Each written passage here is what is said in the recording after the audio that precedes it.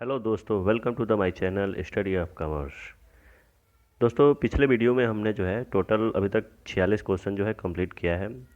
और इस वीडियो में जो है हम 20 से 30 क्वेश्चन जो है आज कंप्लीट करेंगे। ठीक है, बिजनेस इन्वायरमेंट का। तो चलिए वीडियो शुरू करते हैं। देखिए दोस्तों, पिछले वीडियो में जो है हमने टोटल 46 क्वेश्चन कंप्लीट कर लिया है। और इस वीडियो में जो है हम 20 से 30 क्वेश्चन कंप्लीट करने जा रहे हैं। तो चलिए देखते हैं आज का क्वेश्चन।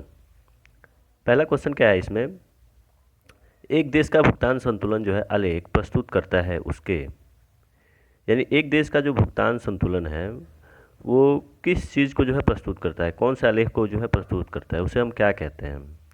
तो इसमें दिया हुआ ऑप्शन, पहला ऑप्शन जो है, एक दी हुई अवधि के अंतर्गत वस्तुओं का आयात व निर्यात करना, किसी निश्चित अवधि के अंतर्गत वस्तुओं एवं सेवाओं का आयात व निर्यात करना, किसी निश्चित अवधि में अन्य देशों के साथ इसके समस्त आर्थिक लेन देन, और उपयुक्त में से कोई नहीं। इसका ऑप्शन जो होगा बी ऑप्शन सही होगा, राइट आंसर होगा। ठीक है, टिक लगा लीजिए। अगला क्वेश्चन क्या पूछ रहा है, तो अंतर्राष्ट्रीय व्यापार के लाभ किससे प्रभावित होते हैं। अंतर्राष्ट्रीय जो व्यापार होता है उसके लाभ जो होते हैं किससे प्रभावित हो सकते हैं। ठीक है, तो इसमें ऑप्शन कौन कौन सा दिया हुआ है, तो व्यापार की शर्तों से, लागतों के तुलनात्मक अंतर से, विक्रय संगठन की क्षमता से, और उपयुक्त सभी से। इसका ऑप्शन होगा उपयुक्त सभी, ऑप्शन नंबर डी इसका राइट आंसर होगा। ठीक है, अगला क्वेश्चन क्या पूछ रहा है, नेक्स्ट क्वेश्चन जो है हमारा वो है, अंतर्राष्ट्रीय व्यापार में लाभ की मात्रा दोनों देशों के, अंतर्राष्ट्रीय व्यापार में लाभ की मात्रा जो है एक्सटेंट्स ऑफ गेन दोनों देशों के, इसमें क्या कौन सा ऑप्शन होगा, ऑप्शन पढ़ते हैं, उत्पादन व्यय के अंतर पर निर्भर करती है। दूसरा ऑप्शन क्या है, तो बीज श्रम की गतिशीलता पर निर्भर करती है। सी ऑप्शन क्या है, तो उत्पादन व्यय की समानता पर निर्भर करती है, और इसमें से कोई नहीं। इसका आंसर जो होगा ऑप्शन नंबर ए सही होगा, उत्पादन व्यय के अंतर पर निर्भर करती है। यानी अंतर्राष्ट्रीय व्यापार में जो लाभ की मात्रा होती है दोनों देशों के उत्पादन व्यय के अंतर पर निर्भर करती है। यानी उत्पादन व्यय जो है उस देश का कितना है, ये लाभ की मात्रा उस पर तय करेगा। ठीक है, अगला क्वेश्चन क्या है, 50 नंबर को 50 क्वेश्चन क्या है, तो यदि दो देशों के बीच व्यापार इस प्रकार है कि एक कृषि उत्पादन में विशिष्टता प्राप्त कर लेता है और दूसरा जो है देश के औद्योगिक उत्पादन में विशिष्टता प्राप्त कर लेता है, तो इसमें से क्या होगा। तो व्यापार कृषि उत्पादन में विशिष्ट देश के लिए लाभदायक नहीं होगा, गलत है ये। व्यापार कृषि उत्पादन में विशिष्ट देश के लिए लाभदायक होगा, व्यापार कृषि उत्पादन में विशिष्ट देश के लिए लाभदायक होगा, ये भी गलत है। व्यापार दोनों देशों के लिए लाभदायक नहीं होगा, ये भी गलत है। यानी ऑप्शन नंबर इसका जो होगा डी ऑप्शन सही होगा, उपयुक्त में से कोई नहीं। ठीक है, अगला क्वेश्चन क्या पूछ रहा है, तो अंतर्राष्ट्रीय व्यापार जो है केवल, ऑप्शन नंबर ए क्या है, तो श्रम की गतिशीलता की स्थिति में ही संभव हो सकता है, गलत है। लागतों में अंतर की स्थिति में ही संभव हो सकता है। सी ऑप्शन क्या है, तो लागतों में समान अंतरों की स्थिति में ही उत्पन्न हो सकता है। और लास्ट ऑप्शन क्या है, तो परिवर्तनशील लागत की स्थिति में ही संभव हो सकता है, क्योंकि उससे समयानुसार व्यापार की शर्तें भी प्रभावित होती रहती हैं, ये भी गलत है। यानी इसका ऑप्शन नंबर जो होगा वो बी सही होगा, लागतों में अंतर की स्थिति में ही संभव हो सकता है अंतर्राष्ट्रीय व्यापार। ठीक है ना, लागत में अंतर की स्थिति में ही संभव किया जा सकता है अंतर्राष्ट्रीय व्यापार को। ठीक है, चलिए बढ़ते हैं अगले क्वेश्चन पे। 52 नंबर क्वेश्चन क्या पूछ रहा है, तो विदेशी व्यापार के कारण प्रत्येक देश केवल उसी वस्तु का उत्पादन करता है। विदेशी व्यापार के कारण जो है प्रत्येक देश केवल उसी वस्तु का उत्पादन करता है जिसे वह न्यूनतम लागत में बना सके, जिसे वह बिना लागत के बना सके, जिसे वह अधिकतम लागत में बना सके, इसमें से कोई नहीं। देखिए दोस्तों, यहाँ पे विदेशी व्यापार के कारण जो है प्रत्येक देश केवल उसी वस्तु का उत्पादन करना चाहता है जो क्या हो, तो न्यूनतम लागत में बना हो। ठीक है ना, यानी इसका ऑप्शन नंबर जो होगा ए सही होगा, यानी जिसे वह न्यूनतम लागत पर बना सके, न कि जिसे वह बिना लागत के बना सके। ऐसा कोई वस्तु ही नहीं है जो बिना लागत के बने, या जिसे कोई भी ऐसा व्यापारी नहीं है जो अधिकतम लागत पे बनाना चाहेगा। तो इसका ऑप्शन नंबर क्या होगा, ए सही होगा। ठीक है, क्वेश्चन नंबर 53 क्या पूछ रहा है, तो श्रम बहुल देश, ऑप्शन क्या है इसमें, श्रम बहुल देश, यानी श्रम की जिसमें उपलब्धता ज़्यादा हो जिस देश में, ठीक है ना, श्रम पे आधारित देश, उसके लिए इसमें ऑप्शन कौन सा सही होगा। तो श्रम सघन वस्तुएं निर्यात करेगा, श्रम सघन वस्तुएं आयात करेगा, पूंजी सघन वस्तुएं निर्यात करेगा, ये सभी कथन गलत हैं। देखिए दोस्तों यहाँ पे क्या है, तो श्रम बहुल देश जो है यानी जहाँ पे श्रम ज़्यादा हो, जैसे मान लीजिए अपना देश है तो यहाँ पे जो है श्रम वर्ग जो है ज़्यादा है, तो हम लोग क्या करते हैं, तो हम लोग जो है एक्सपोर्ट करते हैं किसको, तो श्रम को। अब अपने देश के लोग जो है आप लोग हर एक देश में पाए जाएंगे, यानी अपने देश के जो लोग हैं विभिन्न देशों में जाके जो है कार्य करते हैं, तो इसी प्रक्रिया को जो हम क्या बोलेंगे, श्रम सघन वस्तुओं को निर्यात करना, ठीक है ना। हम आयात नहीं करते, हम मंगाते नहीं है दूसरे देश से कि श्रमिक आएँ और यहाँ पे काम करें, क्योंकि हमारे यहाँ जो है पहले से ऑलरेडी जो है बहुत ज़्यादा श्रम वर्ग है। इसका ऑप्शन नंबर क्या होगा, ये सही होगा, सब सघन वस्तुएं निर्यात करेगा, ठीक है। 54 नंबर क्वेश्चन क्या पूछ रहा है, तो अंतर्राष्ट्रीय व्यापार को बढ़ावा देने के लिए विश्व के अधिकांश देशों ने गैट के स्थान पर विश्व व्यापार संगठन यानी WTO की स्थापना की है। इस संगठन ने कार्य प्रारंभ कर दिया था या कर दिया है, ठीक है। WTO ने जो है कब कार्य प्रारंभ किया था, तो आपको पता होगा, बताया भी गया था 1 जनवरी 1995 से, यानी इसका ऑप्शन नंबर जो होगा ए सही होगा, 1 जनवरी 1995 से, ठीक है ना। अगला क्वेश्चन क्या है, अगला क्वेश्चन जो है 55 नंबर, अंतर्राष्ट्रीय व्यापार के रूप में और अंतर्राष्ट्रीय व्यापार के लाभ हैं, अंतर्राष्ट्रीय व्यापार के जो है कौन कौन से लाभ हैं। तो पहला ऑप्शन क्या है इसमें, उपभोक्ताओं को सस्ती वस्तुएं उपलब्ध होना सही है, रोजगार के अवसरों में वृद्धि, ये भी सही होगा, विभिन्न राष्ट्रों की प्रगति एवं आर्थिक विकास, ये भी सही होगा, यानी कि इसका ऑप्शन नंबर जो होगा डी होगा, इसमें से सभी, ठीक है ना। अगला क्वेश्चन क्या पूछ रहा है, तो निम्नलिखित कथन में कौन सही है, इसमें से कौन सा कथन जो है सही है। तो इसमें ऑप्शन नंबर ए क्या पूछ रहा है, तो अधिकांश अंतर्राष्ट्रीय व्यापार का आधार लागतों से सापेक्ष अंतर होता है। बी ऑप्शन क्या है, तो अधिकांश विदेशी व्यापार का आधार लागतों में तुलनात्मक अंतर होता है, यानी अधिकांश विदेशी व्यापार का आधार लागतों में जो है तुलनात्मक अंतर होता है। सी ऑप्शन क्या है, तो विदेशी व्यापार लागतों के समान अंतर के कारण होता है, विदेशी व्यापार जो है लागतों के समान अंतर के कारण होता है, नहीं होगा। और डी ऑप्शन क्या है, उपयुक्त सभी के कारण। इसमें देखा जाए तो इसमें जो होगा सटीक आंसर जो होगा ऑप्शन नंबर बी होगा, ठीक है, अधिकांश विदेशी व्यापार का लागतों में तुलनात्मक अंतर होता है, यानी ऑप्शन नंबर बी इसका राइट आंसर होगा, ठीक है। चलिए बढ़ते हैं अगले क्वेश्चन पे। अगला क्वेश्चन क्या पूछ रहा है हमसे कि निम्नलिखित को मिलाइए, ठीक है, निम्नलिखित को मिलान करना है, निम्नलिखित में जो है मिलान करना है यहाँ पे।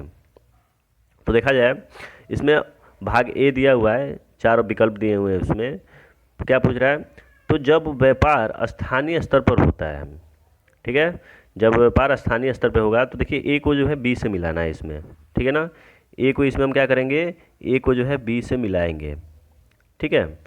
तो इसमें क्या पूछ रहा है कि जब व्यापार जो है स्थानीय स्तर पर होता है, बी ऑप्शन क्या है, तो जब व्यापार प्रांतीय स्तर पर ही होता है, जब व्यापार एक देश की सीमा में होता है, और लास्ट ऑप्शन क्या पूछ रहा है, तो जब व्यापार बहुत से देशों के बीच होता है। तो चलिए पहला ऑप्शन क्या हमारा पूछ रहा है, तो जब व्यापार जो है स्थानीय स्तर पे होगा, तो इसमें से देखा जाए प्रांतीय व्यापार कहलाएगा या स्थानीय कहलाएगा, तो स्थानीय स्तर पे है तो स्थानीय व्यापार कहलाएगा, ठीक, यानी ए का जो होगा बी दूसरा होगा।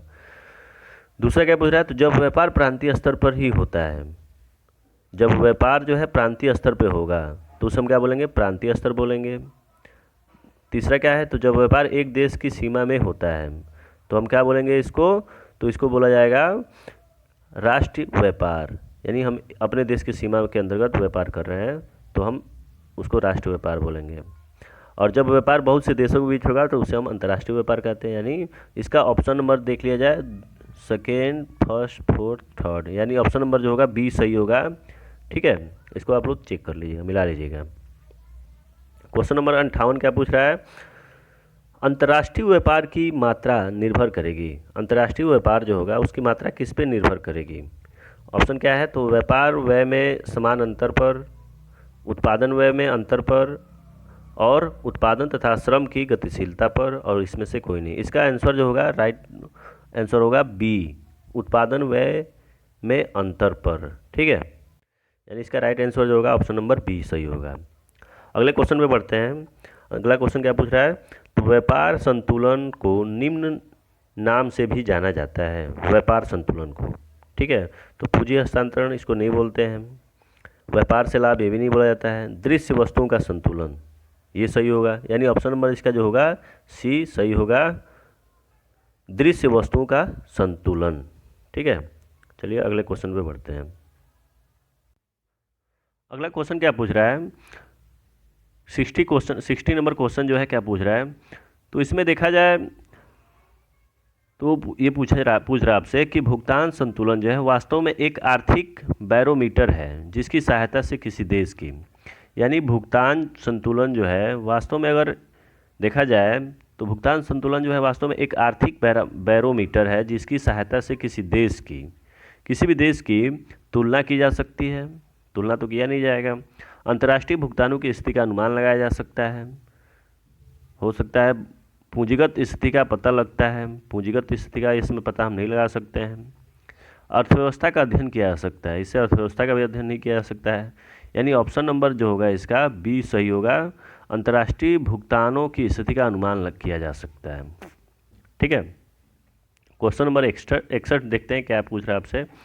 निम्न में से कौन सा उपाय भुगतान संतुलन के असाम्य को दूर कर सकता है, यानी 61 नंबर इसमें जो है क्या पूछ रहा है, तो निम्न में से जो है कौन सा उपाय भुगतान संतुलन के असाम्य को दूर किया जा सकता है, जिससे तो विनिमय नियंत्रण से किया जा सकता है, मुद्रा का अवमूल्यन इससे भी किया जा सकता है, और मुद्रा संकुचन करके भी जो है असाम्य को जो है दूर किया जा सकता है, यानी इसमें से जो है सभी आंसर होगा, यानी इसमें तीनों विकल्प सही हैं। ऑप्शन नंबर डी इसका जो होगा राइट आंसर होगा, इनमें से सभी। ठीक है, क्वेश्चन नंबर 62 देखते हैं क्या पूछ रहा है। अवमूल्यन कुल अवशोषण को मूल्य को निम्न प्रकार से प्रभावित करता है। अवमूल्यन जो है कुल अवशोषण को जो है निम्न प्रकार से प्रभावित कर सकता है, तो आय से अनुप्रेरित परिवर्तन, प्रत्यक्ष परिवर्तन, कुल बचत में परिवर्तन, उपयुक्त दोनों। आय से अनुप्रेरित परिवर्तन, प्रत्यक्ष परिवर्तन, इसका राइट आंसर जो होगा ऑप्शन नंबर सी होगा, उपयुक्त दोनों। ठीक है, आय से अनुप्रेरित परिवर्तन में भी होगा और प्रत्यक्ष परिवर्तन में भी होगा। कुल बचत में परिवर्तन से हम अवमूल्यन करके जो है अवशोषण को नहीं प्रभावित कर सकते हैं। ठीक है ना। अगला क्वेश्चन क्या पूछ रहा है, तो भुगतान असंतुलन प्रतिकूलता जिसे कहते हैं को दूर करने के लिए जो है निम्नलिखित विधि का प्रयोग किया जा सकता है, यानी इसमें क्वेश्चन क्या पूछा गया है आपसे, तो भुगतान असंतुलन जो है हमारा को दूर करने के लिए निम्नलिखित विधि का प्रयोग किया जा सकता है। इसमें कौन सी विधि का प्रयोग करेंगे, तो इसमें ऑप्शन क्या दिया हुआ, निर्यात प्रोत्साहन करके निर्यात को प्रोत्साहित किया जाएगा, आयात को प्रतिस्थापित करके यानी आयात को जो है स्थिर रख के, अवमूल्यन करके, और इनमें से सभी। इसका आंसर जो होगा ऑप्शन नंबर डी होगा, इसमें से सभी चीज़ें हैं। ठीक है, अगला क्वेश्चन देखा जाए तो अगला क्वेश्चन में जो है क्या पूछ रहा है, तो पूछ रहा है कि निम्नलिखित को मिलाइए। इसमें से जो है मिलान करना है आपको, ए से जो है बी को मिलान करना है। ऑप्शन नंबर ए क्या पूछ रहा है, तो व्यापार संतुलन का संबंध किन मदों से होता है, किन मदों से होगा। बी ऑप्शन क्या है, तो भुगतान संतुलन का संबंध किन मदों से होता है। सी क्या है, तो भुगतान संतुलन तथा व्यापार संतुलन के बीच संबंध बताना है। और लास्ट ऑप्शन क्या है, तो व्यापार संतुलन भुगतान संतुलन का क्या होगा। ठीक है, तो इसका जो राइट आंसर होगा दोस्तों वो हमारा होगा ए। ठीक है, देखिए इसमें जो है ऑप्शन नंबर ए क्या पूछ रहा है, तो व्यापार संतुलन का संबंध किन मदों से होता है, तो आप देखेंगे दृश्य मदों से होगा। ठीक है ना।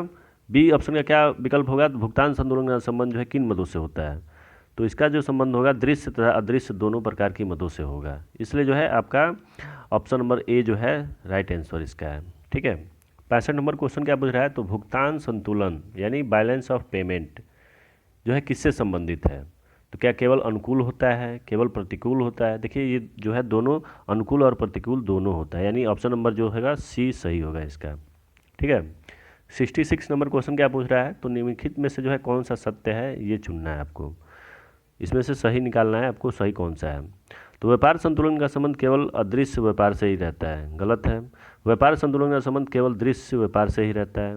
व्यापार संतुलन का संबंध दृश्य एवं अदृश्य दोनों व्यापार से होता है, उपयुक्त में से कोई नहीं। इसका जो राइट आंसर होगा वो होगा हमारा ऑप्शन नंबर बी, व्यापार संतुलन का संबंध जो होगा केवल दृश्य व्यापार से ही रहता है, न कि अदृश्य व्यापार से रहेगा। ठीक है, बढ़ते हैं अगले क्वेश्चन पे। अगला क्वेश्चन जो हमारा पूछ रहा है, भुगतान संतुलन के अंतर्गत जो है कौन कौन सी मदें आती हैं। तो देखिए इसमें जो है डेबिटर्स और क्रेडिटर्स आते हैं भुगतान संतुलन में। बैलेंस ऑफ पेमेंट में जो है डेबिटर्स और क्रेडिटर को शामिल किया जाता है। ठीक है, तो इसलिए इसका जो आंसर होगा वो ऑप्शन नंबर सी सही होगा। ठीक है, इसका ऑप्शन नंबर जो होगा हमारा सी सही होगा। जो सभी प्रकार के विकलन एवं समाकलन शामिल किए जाते हैं, यानी विकलन का मतलब डेबिटर्स और समाकलन का मतलब क्रेडिटर्स, यानी ऑप्शन नंबर सी इसका राइट आंसर होगा। 68 नंबर क्वेश्चन क्या पूछ रहा है, तो विदेशी संतुलन व्यापार संतुलन के केवल विदेशी व्यापार की दृश्य मदों की गणना होती है, किंतु भुगतान संतुलन में जो होगा वो क्या होगा, तो इसमें जो राइट आंसर होगा आपका वो दृश्य तथा अदृश्य दोनों ही प्रकार की मदों की गणना की जाएगी, न कि दृश्य मदों की ही गणना की जाएगी, न केवल जो है अदृश्य की गणना की जाएगी, दोनों की इसमें गणना की जाएगी। ठीक है, 69 नंबर क्वेश्चन क्या पूछ रहा है, तो निम्नलिखित में से कौन सा कथन सत्य है। ठीक है, इसमें से भी जो है सही कथन का चयन करना है।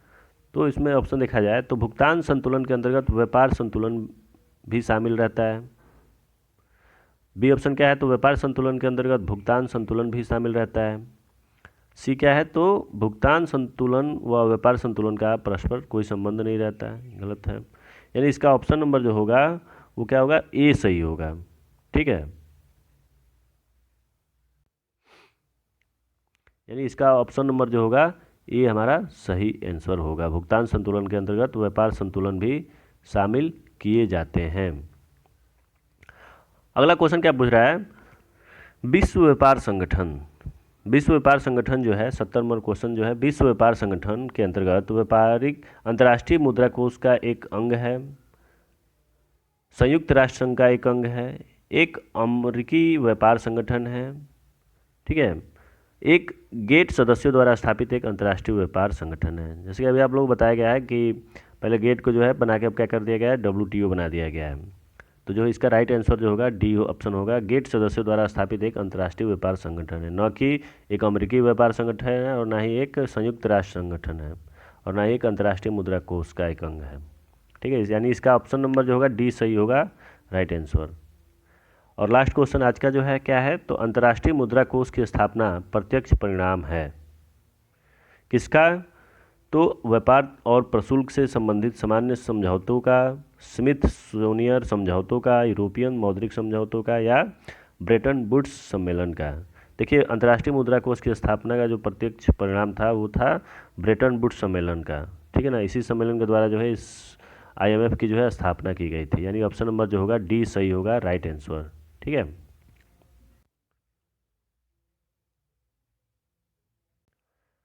आशा करता हूँ आपको ये वीडियो अच्छा लगा हो। अगर वीडियो अच्छा लगा हो तो लाइक करें और इस चैनल को सब्सक्राइब करें। धन्यवाद।